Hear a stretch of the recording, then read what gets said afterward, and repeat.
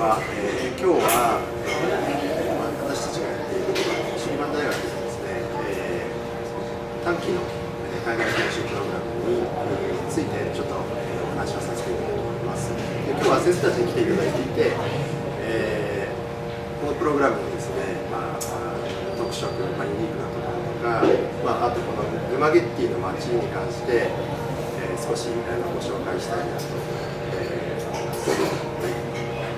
こちらにいるのが J 先生で、こちらがマコ先生ですね。で、この2人とちょっとインタビュー形式で、少しお話をしていきたいと思います。Okay. Okay. So, you two have been teaching at Southern University for quite some time. Officially, I've been teaching for 2 years. But if we include my demos in undergrad, maybe 3 or 4. 3 or 4. Okay. How about you? I've been teaching elementary and high school before I transferred to Southern. Now I'm teaching college students. So, yeah. That's like how many years? More or less 2 years. 2 years? 2 years. Okay, all right. So we established this program together with you, and compared to other English program for non-native speakers, how is this program unique? How do you find this program unique compared to others? Maybe in your own words. Well, when we designed it together, the first time we tried it out, it was supposed to be. Well, my idea when starting to design the program was to make it more academic, and I realized that we wanted something more different. So we added a sort of very personal element to it. So we considered the students' EQ in a way. EQ. They not only get to learn English, but they actually get to express themselves. Right. Because communication isn't about forming perfect structures. You just make yourself, you express yourself using the right words and structures, Right. but you don't have to be very bookish about it. So it helps develop the students' interaction and sensitivity to the people they're talking to. I see. So in other words, in this program, students can perhaps expose themselves more. Yeah, we're more like friends to them rather than just teachers. Super friends. strict. Yeah. We want to be we want to get to know them too. We're not doing this as a job. You find you two more approachable. I'd like to think so. Okay.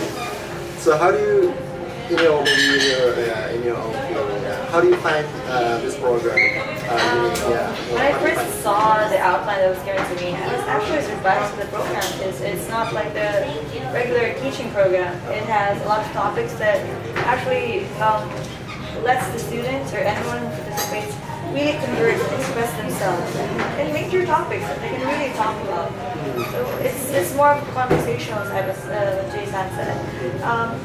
So yeah, it's very different. It's not as strictly as just like the technicalities of English. But I mean, I think English is best if you actually learn how to express yourself.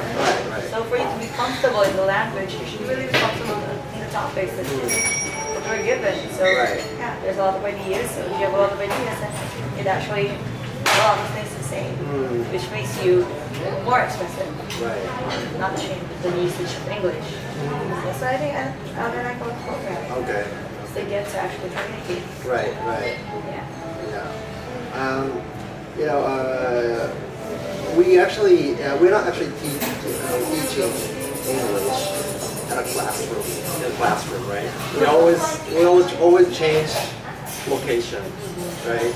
Sometimes at the cafe like this, sometimes at the resort in Seki Hall, sometimes on the campus, on campus.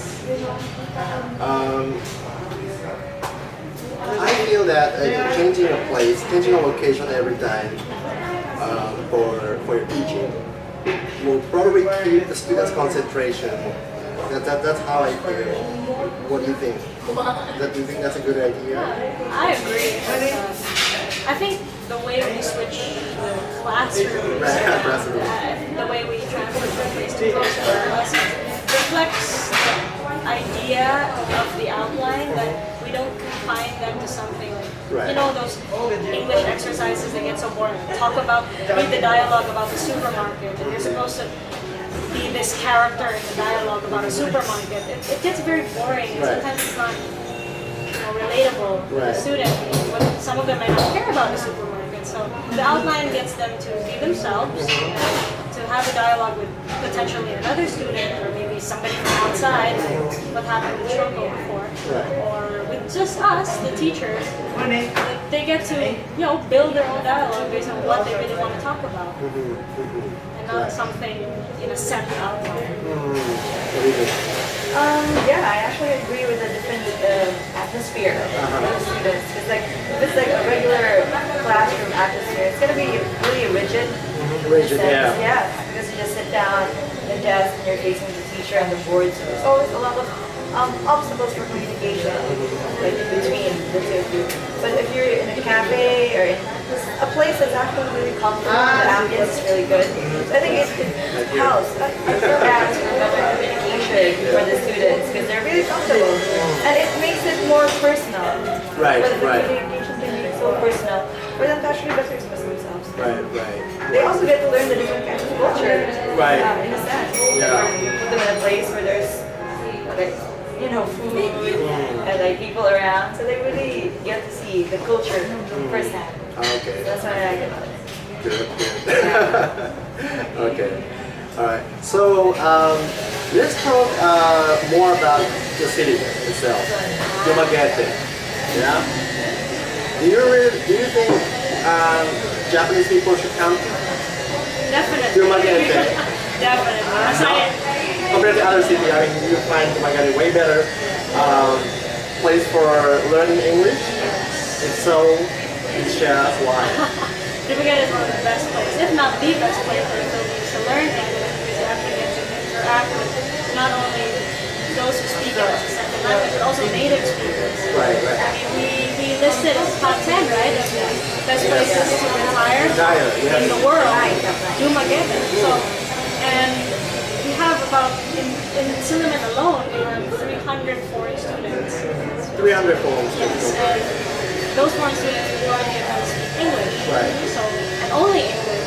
So if a Japanese student encounters any of the languages, like probably more than 3 times a day if they study here, they really get to use it because they Right. have no other means of communication other than English. And when they go outside, everybody in the city speaks English because we also have so many foreign retirees and businessmen in the city. So these people working in cafes, Yeah. employees, English would actually have to be their second language as well. Right, right. At their workplaces. So wherever potential Japanese students for this program would go, somebody would always understand them. Right. So this city itself is very cross-cultural, and so that even after the class, when they see people interact with the local people, they get to have a chance to speak English. Yeah, yeah. Filipinos in general are very accommodating. Yeah. So. I found Dゥマゲッティ, or the people in Dゥマゲッティ, more approachable than any other cities. I mean, Filipino people are in general friendly. That's why we are nicknamed The city of gentle people. City of General People. Dゥマゲッティis named City of General People. So very kind, approachable, friendly. Yeah. So even Japanese people come here. They don't have to be shy. They can be open and then talk to the local people and then reply. If you start talking to someone here in Dゥマゲッティ, they surely reply to you, and then afterwards you strike up a conversation. Afterwards you get the ball rolling, and then you actually have a new friend. Everybody is everybody's friend here in Dゥマゲッティ. Okay. So I like it. It's such a small city. You're bound to know. Yeah. You're bound to get to know everyone. Right. The longer you stay here. Communicate, or if you're open. So, It's also quite laid back. Laid back. Very laid back. Laid back. Yes. So it's a Very mellow. It's a good mix of urban and rural. So if they want to escape the big city, they can just stay here. Even on campus, it's a great place to it has all that the city actually can provide. It has malls, it has love that. Right? Yeah, it's it's a mix. compact. It's small, but it's like a more compact, right? Compact. It's a mix of everything. They have everything, and they have malls or schools or cafe on the boulevard. Let's just say we have enough. Yeah, let's just say we Let's have just say enough. we have enough. Like we Small, but don't do enough. things in excess. Yeah, quite sufficient, right? Yeah. Okay. All right. So that's the Magere city. You should come here and study English. Yeah. Okay. So lastly, let's hear more about the teacher yourself. Okay. So they've been teaching English for quite some time as a profession at Sullivan University. And I'd like to know more about your teaching style. I mean, the policy, like when it comes to teaching, like what do you always have in your mind? Yeah, teaching policy. Let's go. Yeah, you go. I'm actually focusing more on existentialism. So letting the student actually question themselves. They always have to question, where did all of that? And I want to teach English. I've been teaching grade school and high school as well. And I want them to start, I don't think there's a proper age for one to actually start learning English. Anybody can start learning English. It's a very helpful language for everyone. Well, why do you say so? It's very helpful. Why is it helpful? Because not only is it a universal language, but it can also be the language that everyone can actually use to communicate. And it's going to really help me in the professional. It can really help me in the professional field as well. So that's what I keep on telling my students, that English is a very good tool to communicate. If you're in another place and you can't speak the local language, go directly to English. English will be that go-to language that you have, and people can actually understand you, better understand you in a lot of places in the world. Right. Whether you go to like Europe or America. Of course, in America. It's pretty common there. So yeah, it's best to actually communicate and learn to actually express yourself better for you to be understood. So yeah, and even in parts of Asia, so all in all, parts of Asia. So I can found that. Okay.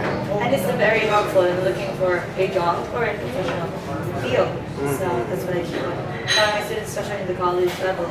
After college, you're immediately out. You're immediately going to apply for a job. So for you to better communicate, or for you to have More chances, perhaps? for More professionalism. Because people can actually really, there's a big chance for you to be hired if you know how to communicate, or if you're multilingual. I also think that being able to speak English broadens your scope, or perspective, as well as broaden chance of getting like maybe more variety of jobs, perhaps. Yeah, not only being in Japan, but in Japan also, they could possibly get other job opportunity in another country, perhaps. Yeah, so that's also. What about you, Jay? You're a teacher. You have a lot to talk about. Yeah, I used to be very, very formal. When I was still teaching language alone. But now I teach language and literature, and it sorts of balances things out. And now my policy is to help them express themselves better, rather than to get them to do all these technical things. And they have absolutely zero awareness of the culture. Because language isn't just saying this word, meaning that, there's so many nuances and so many implications in a sentence that you say, even with the tone that you say it. And I don't treat it as something they should do, but rather I try to show them how much I love it. Like, I love the language and I love the literature of the language, and they sort of understand that it's something to be excited about because it helps them understand themselves. And learning a new language in a totally different setting, for example, if you're Japanese and you learn it in a Filipino setting, it gives you an advantage because you're open to not only another language, you're open to another culture. So if you're looking for a job, that kind of experience will actually help you adjust super fast to somebody else's habits. You've never left your country, so you're so used to these people behaving this way, and when you see a sudden change, you might not react as fast or as well. But when you're exposed to this Filipinos, it's like they hug you out of the blue. you're faster at dealing with it. I think not only in the workplace, but different communities look for that kind of diversity and that kind of openness. Right, diversity. So cultural diversity is another key word. Yeah. The reason why I made this program is not only to give an opportunity to my students to learn English, but also enhance their skills of accepting different culture and still being able to express themselves in that environment. So English and also this global skill, like how can I say, dealing with a different nationality, with a different background or culture. I think it's also a skill required for our new era, for the upcoming years. So through this program, I really want my students to be able to first, of course, English, but also know that it's okay to expose themselves, and still they don't have to be shy because they are Japanese. They can be expressive and expose themselves to this culture, different culture, and accept, and they can still express themselves, right, in a different culture. So that's the reason why I made this program. This program is different because it makes language more of it turns the students into, it becomes receptive rather than defensive. Like, I know English, so I can defend myself out there. But no, it's a way to bring people together, to connect fast with somebody. And the people who might be watching this video might be interested, in this program, but not so confident with their English level.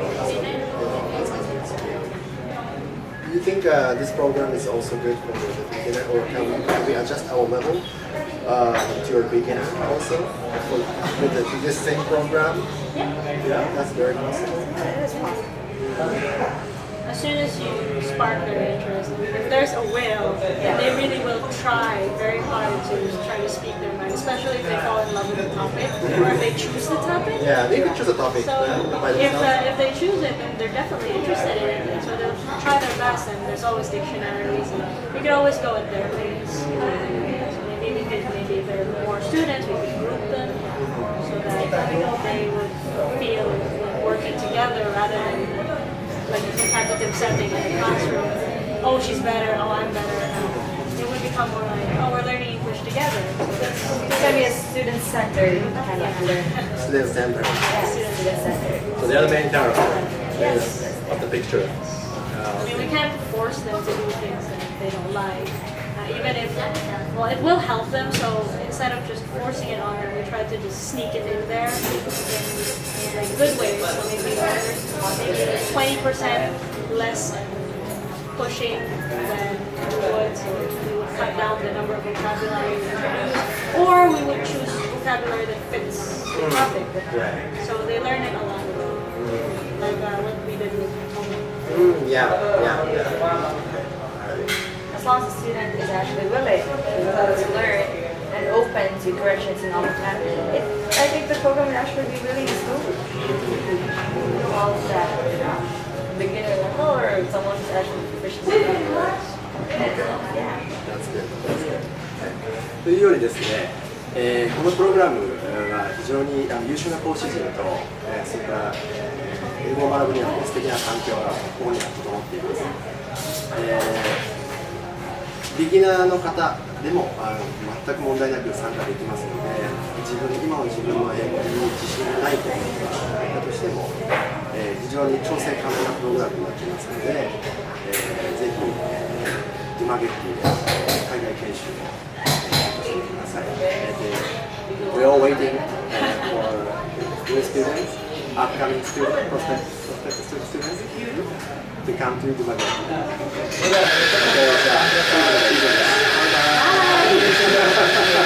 Bye.